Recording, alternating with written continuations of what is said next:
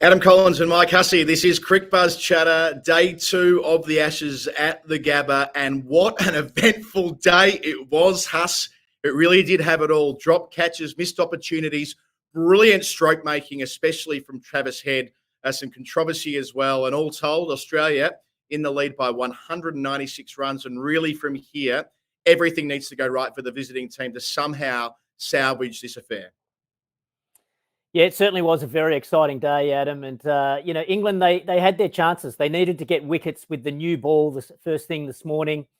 They did work really hard. They bowled pretty well, created those chances, but weren't able to hang on.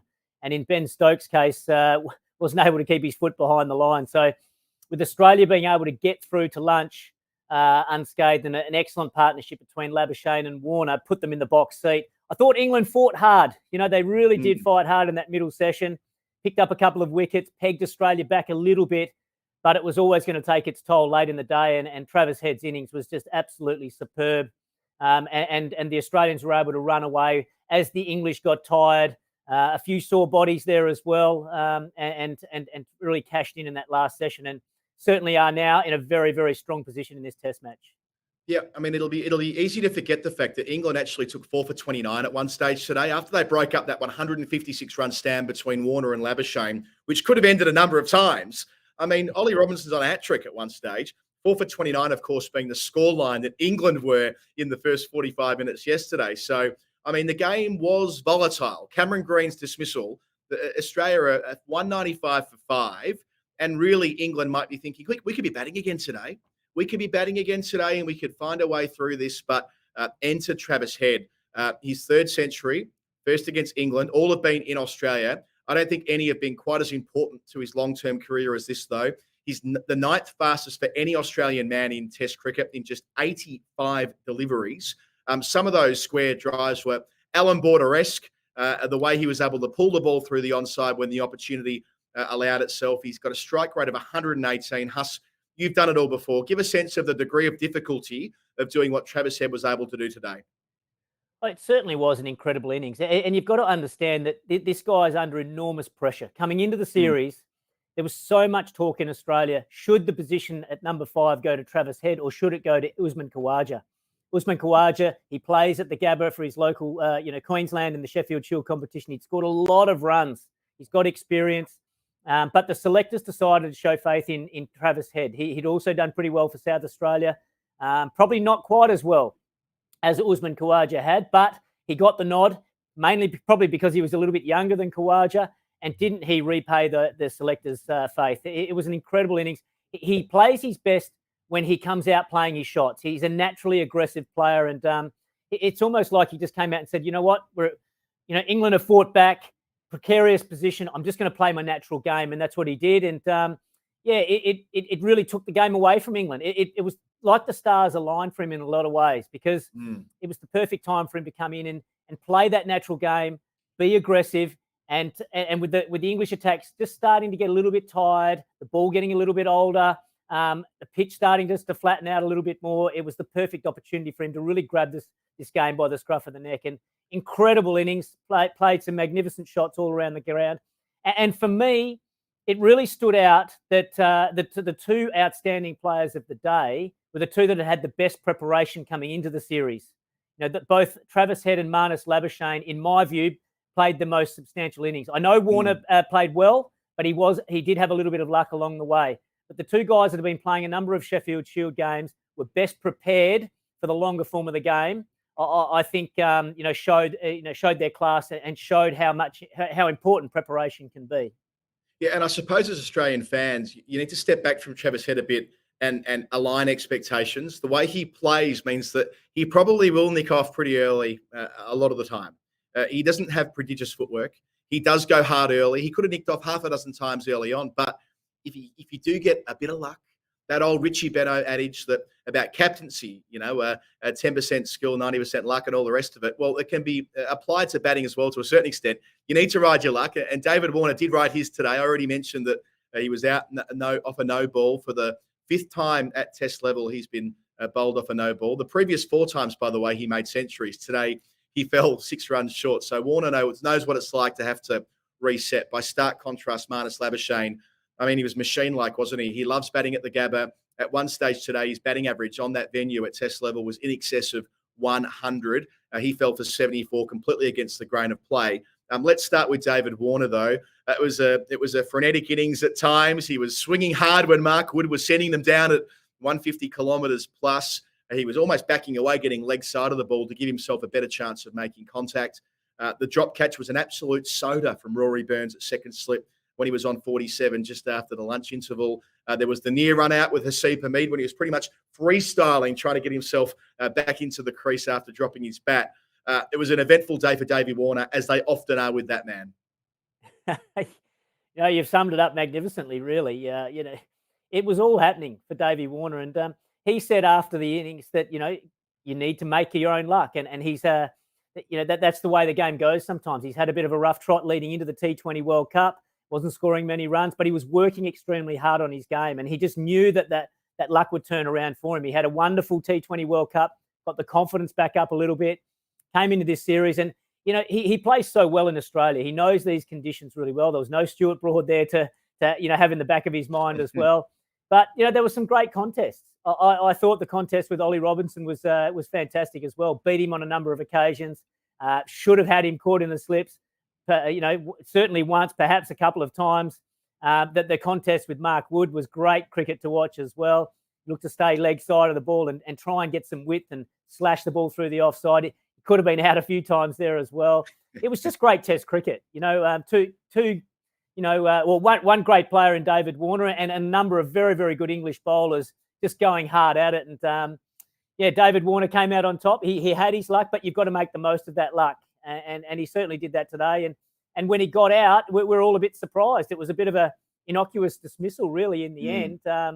But a very important innings for Australia nonetheless. And the reason why it's important is because when him and Marnus Labuschagne were batting together, that was the key time. With a brand new ball for England, they needed to take early wickets. But Australia were able to get through that period.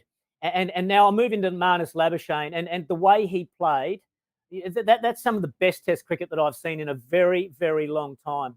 How disciplined he was just outside the line of the off stump. He was patient. He made the bowlers bowl to him. And what he did was he took the shine off the new ball. He wore down the English bowlers, waited for them to come into his scoring areas. And that's great Test match batting in difficult conditions from an individual perspective. But also it's fantastic team batting. Because every time the English bowlers have to come back for another spell or the shine comes off that ball, then that's taking more pressure off the likes of Steve Smith, Travis Head when they can come in later on. Travis Head, he might not have been able to play that particular innings today if he was in the first session and under enormous pressure with that ball still moving around. So I think Marnus Labuschagne in particular deserves a lot of credit for that innings that he played today. That was an innings of high quality and high class from an individual perspective, but also a team perspective. Yeah, I completely share that analysis. I feel as though Labuschagne, the tougher the circumstances, the better suited he is. And look, he comes out at 10 for 1 today, and it should have been 30 for 2 if not for the overstepping incident. And I'll quickly divert there momentarily before talking about how well Ollie Robinson bowled. I mean, the reality of the situation is the ICC fixed this problem. And they fixed it well. It took them a few years to get there. A lot of pressure put on them, not least one from me. But they got there with the third umpire retrospectively assessing front foot no balls. But the reality is that the technology wasn't available today, and that was a point of frustration. We might come back to that in a little bit in the show. In terms of Ollie Robinson, though, you mentioned how well he bowled off the top with the new ball. He could have found the outside edge 4 or 5 times, I suppose, in his first 3 overs. And I've watched him bowl a lot for Sussex in the last few years, Huss, and I've watched his entire Test career so far. He looks ready-made at age 28 for this level, this step up. He's so consistent, and what he lacks in pace, he makes up for with height and with deviation and with consistency, landing it on a handkerchief all day long. And it's a little bit of a concern that he did pull up lame with that 1 over spell he bowled deep into the day, because I think he could have a big say in this series. Oh, yeah, I thought he bowled really well. The thing about bowling in Australia, and particularly at the Gabba, when the ball's moving around, you have to get the ball full of length. And as well as Ollie Robinson bowled, he could have actually been a little bit fuller. So as you mentioned, he beat the bat and beat the bat and beat the bat from balls that were just short of a good length, his natural length. The time that he found David Warner's edge and the catch should have been taken, in the slips, was the one that was a bit fuller. He brought David Warner forward a lot more, and that's the one that catches the nick. It looks great when you're bowling just that short of a length and the ball's seaming, you're beating the bat. But unfortunately, that's not where you get the wickets. Where you get the wickets is when you're prepared to bowl fuller and get the batsman driving. And yeah, unfortunately for him, the one he did get fuller should have been taken by Burns in the slips, but it went down. But you're right. He's a consistent bowler. He's a skillful bowler. He knows where the ball is going, and he probably deserved to get a few more wickets today with the efforts he put in. Let's hope he's okay, because it was quite hot out there today. Let's just hope it was a bit of cramp and he can recover well overnight and come back out and keep bowling for England, because he's a key man in their attack. And I agree. I think he's definitely going to have some spells throughout this series where he's going to get some success. Poor old Rory Burns, eh? A duck first ball of the series and putting down a catch. Of course, we remember Rohit Sharma at the Oval being put down twice by him before Rohit went on to make a magnificent century, a series-defining century earlier this year. Not to be for Rory as yet in the series. Hey, Huss, for the second time in our series, though, let's go into the hotspot.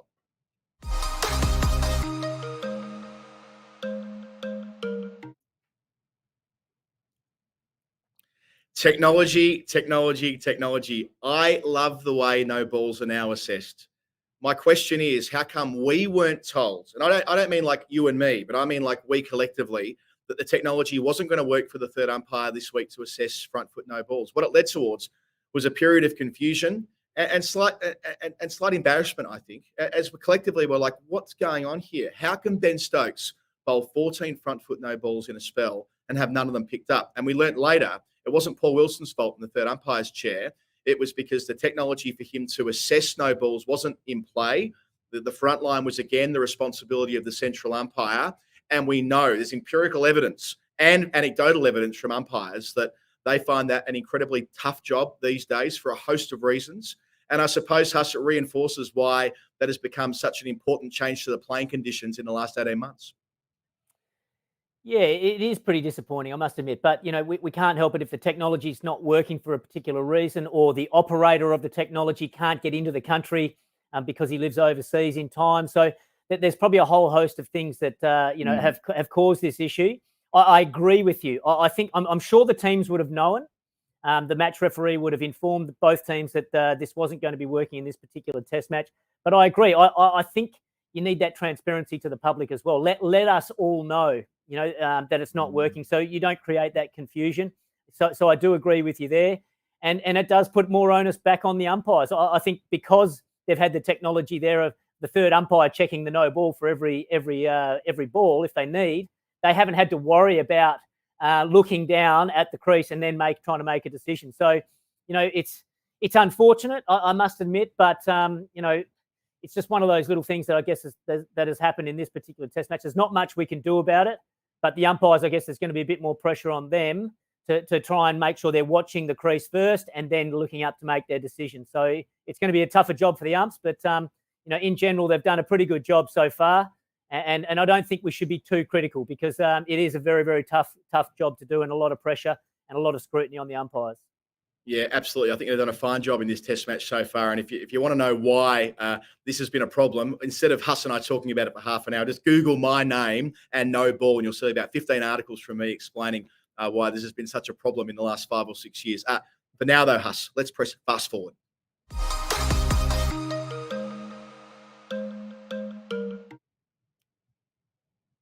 They always say it gets better to bat at the Gabba. Day 2, it gets quicker. Day 3, it gets better.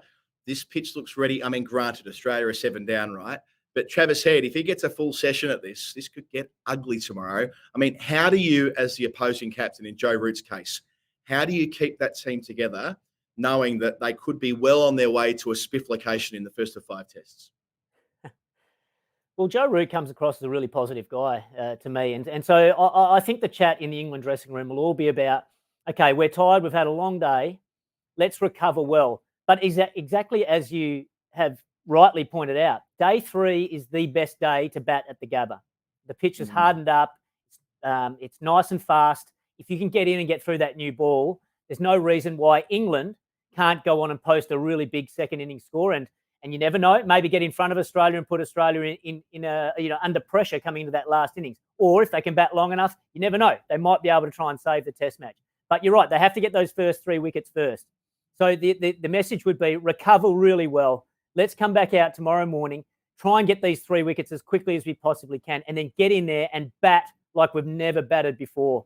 Get some big partnerships going, make the Australian bowlers bowl lots and lots of spells and wear them down. Not just for this test match. Even if they don't win this test match, by making the Australian bowlers stay out there and bowl lots and lots of overs in the heat, it might just have a toll as the series wears on. You've got to remember, a lot of these Australian bowlers are coming off very limited preparation as well.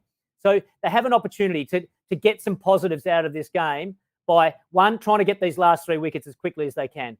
Secondly, get in there and bat and bat and bat for as long as you possibly can. Build up some confidence against this Australian attack and wear them down and keep them out there. Yeah, by contrast, Jack Leach has conceded 95 runs in 11 overs today. Much was the plan when India played England at Chennai earlier in the year. They're trying to take Jack Leach out of the game. As for Ben Stokes, who, of course, Leach is in the team because Stokes is there. Leach doesn't play when Ben Stokes isn't there in England. So Stokes being a balancing mechanism for that team. He barely bowled after lunch on account of the fact that he seemed to pick up a niggle as well. Hasn't played a lot of cricket in the build-up. His first competitive game since July. They got very little cricket at all in the last couple of weeks. That's a concern, isn't it, for Ben Stokes? That not just for Ben Stokes, but for Joe Root, really, as he's off as the captain of the team, that the guy they depend on for so much may not be quite at full fitness at this crucial time early on. Oh, that'd be a huge concern for England. He's the world-class player, world-class all-rounder, and a key man in that English team. As you rightly say, he offers so much balance in that England team. He's virtually 2 players in one in Ben Stokes. So he looked like he was struggling a bit with a knee injury, and it seemed to be getting sorer and sorer as the test match wore on. We knew coming into the series it was going to be a challenge because he's coming off very, very limited preparation. He hasn't played for 5 or 6 months. It's not easy to come straight into an Ashes series and have an impact. So that lack of preparation certainly showed. Even with him bowling a big no ball to dismiss David Warner, that also shows just a lack of rhythm and a lack of preparation coming in as well. When you've been playing lots of cricket and you're in your groove, that sort of thing just doesn't happen. So yeah, it's a big concern for England moving forward. Also, I thought it was a definite plan from the Australian batsman today to target Leach, to really put him under pressure right from the word go. Attack him, hit him out of the attack for one reason, to try and damage his confidence.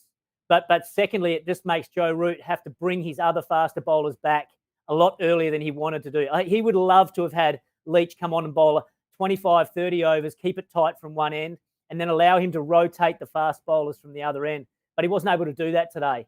Yeah, and that was just because the Australians, every single one of the batsmen in that Australian team, as soon as Leach came on, they looked to be aggressive at him straight away. And for him to go at 8 and over was certainly not ideal for England. And good tactics from the Australians, and it paid off today.